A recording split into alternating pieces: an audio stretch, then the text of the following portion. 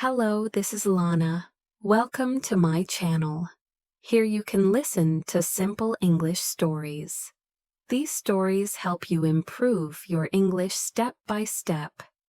Please relax and enjoy this story. Katya dreamed about the Maldives, not as a beautiful picture from an advertisement, not as a luxury. She dreamed about the Maldives as a place where she could finally stop being strong. In her imagination, it was always quiet, very quiet.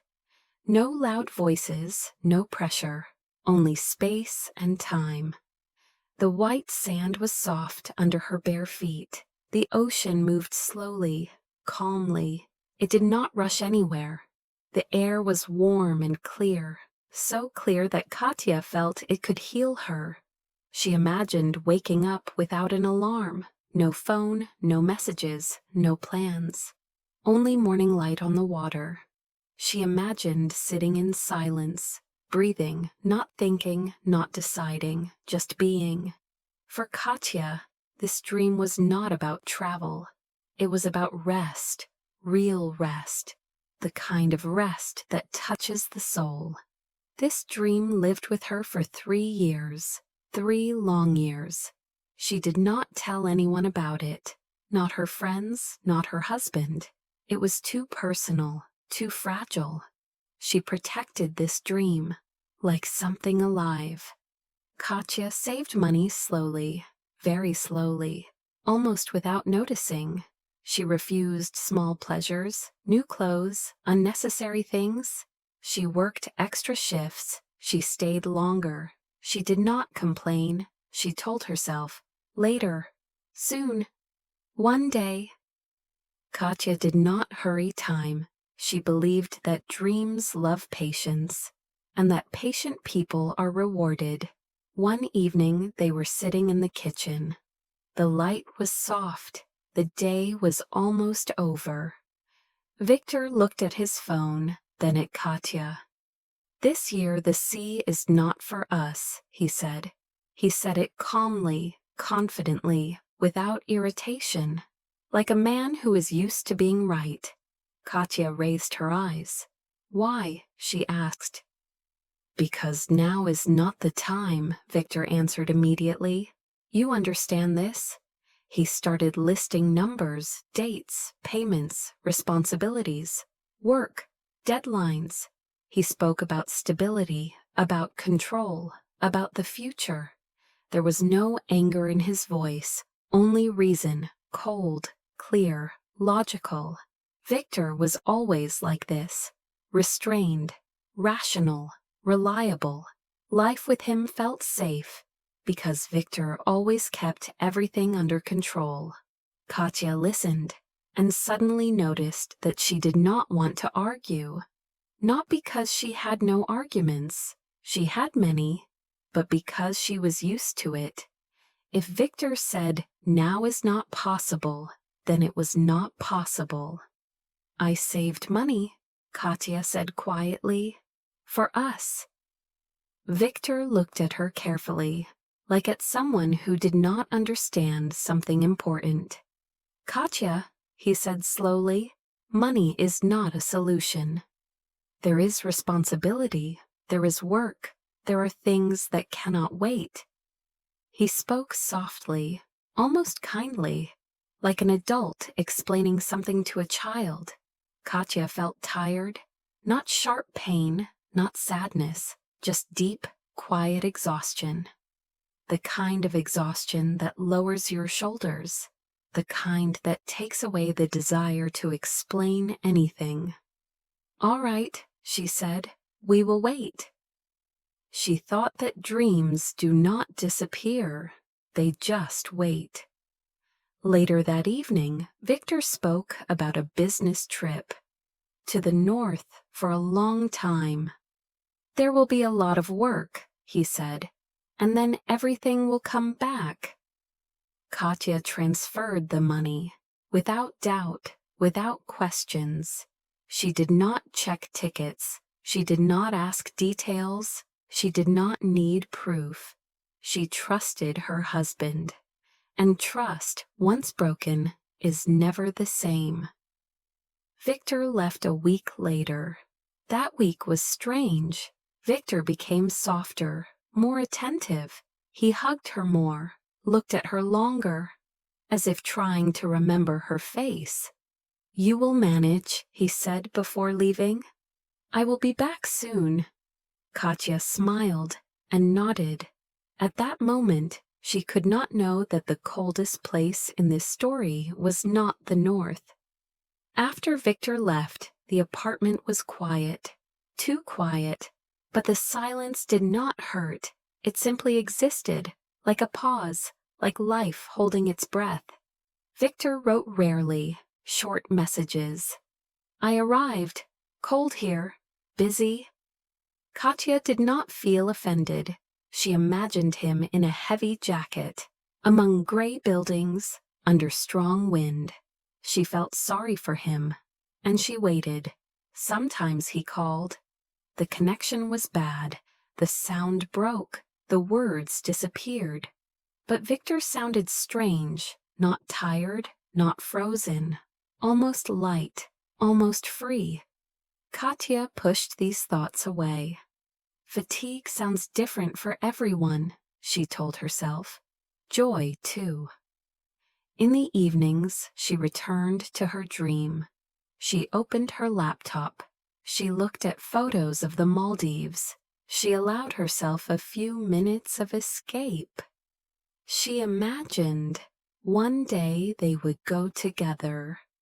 Victor would complain at first, then relax, smile, and say, "You were right." After Victor left, the days became very similar. Morning, work, evening, silence. Katya woke up by the alarm. She went to work. She came back to an empty apartment and suddenly noticed something strange. The silence was no longer heavy. It was not painful. It was simply there, like a background, like a pause that life had taken. Victor wrote rarely, very short messages. "I landed. Cold here. A lot of work." Katya did not complain. She knew the North was not a resort. Different rules, different rhythm. She imagined Victor in a heavy jacket, under gray skies, under strong wind. This image made her more patient. She felt sorry for him, and she waited. Sometimes Victor called. The connection was bad. The sound disappeared. Words broke, but his voice sounded strange, not tired, not frozen, almost alive. Katya pushed this thought away. Fatigue has many faces, she told herself. So does joy. In the evenings, she returned to her dream. She opened her laptop.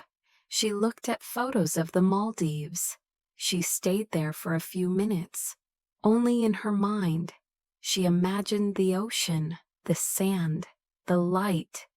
She imagined a place where nothing was demanded from her. This dream still lived inside her, quietly, patiently.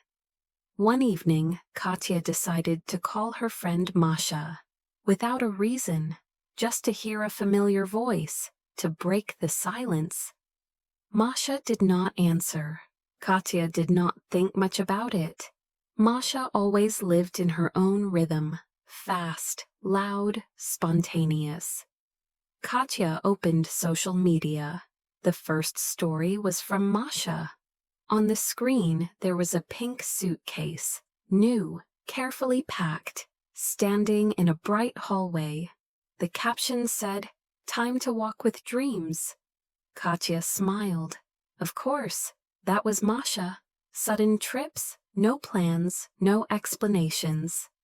Katya scrolled further, without thinking, without connecting anything. A few days passed. One evening, Katya opened social media again and saw another story from Masha.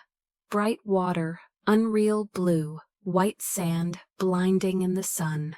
Katya recognized the place immediately. The Maldives. Her heart tightened, but still there was no fear, only a quiet ache, like a soft warning. In the next video, Masha was lying on a sunbed, laughing, squinting from the sun. The camera shook slightly, and a man's hand appeared in the frame, calm, confident, familiar. Katya stopped breathing. She knew this hand, by the movement, by memory, by years of life. The camera moved higher, and all explanations disappeared. Victor was sitting next to Masha, relaxed, tanned, alive. His hand rested on her waist, naturally, without tension, like it had always been there. Katya looked at the screen and understood it was not the marriage that was breaking, it was her faith. She sat very still, did not move, did not cry, did not shout. The business trip became an empty word.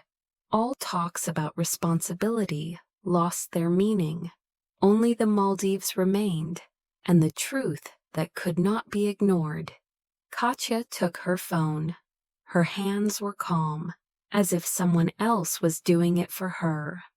Victor answered almost immediately. "Where are you?" Katya asked. Her voice was even, strangely chojoy to herself. "In the north," Victor answered confidently. "As I told you, why?" In the background, music was playing, warm, rhythmic, alive. Such music does not exist under gray skies and icy wind. "What music is that?" Katya asked quietly. Victor laughed lightly. "The driver turned it on," he said. "You know how it is." Katya closed her eyes. The music kept playing, happy, foreign. "I see," she said softly. "The connection is bad," Victor added quickly. "I will call you later." The line went dead. Katya slowly put the phone down. And suddenly everything became clear. While he told her to wait, he bought tickets. While he spoke about responsibility, he chose a hotel. While he talked about work, he already knew where he would lie in the sun. And whose hand would be next to him. He decided everything calmly, carefully, without her. That night, Katya did not cry. She did not panic. She understood one thing. Waiting was over. The next morning, she woke up early, without anxiety, without heaviness. She dressed calmly, precisely, like a woman going to an important meeting. She looked at herself in the mirror, carefully, quietly. This was already a different woman. She took the documents, she took the keys, and left the apartment. The car stood in the yard, clean, well kept. The car Victor loved as a continuation of himself. Katya sat behind the wheel and drove away, without looking back. The car dealership was bright and cold. Everything there was designed for confident people. Katya was confident. The manager recognized her quickly. "Katya, I didn't expect to see you here." "I'm selling the car," she said calmly. "That's Victor's car," he said carefully. "Yes," Katya answered. "Now we need money urgently." He did not ask questions. Documents were enough. The power of attorney lay on top. The deal was fast, signatures, printer noise, professional smiles. Katya watched as the car disappeared into the depth of the showroom. She felt no pain, no regret, only clarity. Later, the money arrived. Katya went home. The apartment met her with silence, not empty, waiting. That evening, she began to act, quietly, accurately. She packed things, box by box, without anger, without revenge. She called a master. The locks were changed, metal clicked, final, clear. When the master asked, "Was there a break-in?" Katya answered after a pause, "They tried." He nodded. No more questions. Some stories do not need details. Messages began to come. "Katya, the card doesn't work. Maybe something is wrong. We are at the reception." Katya read them and did not answer. Only once she wrote, "I don't make decisions for you anymore." The phone kept vibrating. She did not look. Victor returned later. Late in the evening, he stood at the door. The key did not fit. He understood everything without words. Katya did not open the door. She did not explain. She did not justify herself. Sometimes the end is not loud. Sometimes it is quiet. And in this quiet, a woman takes her life back. Thank you for listening. If you liked this story, please give it a like. It really helps the channel. Please subscribe for new simple English stories. We will meet again in the next story. See you soon.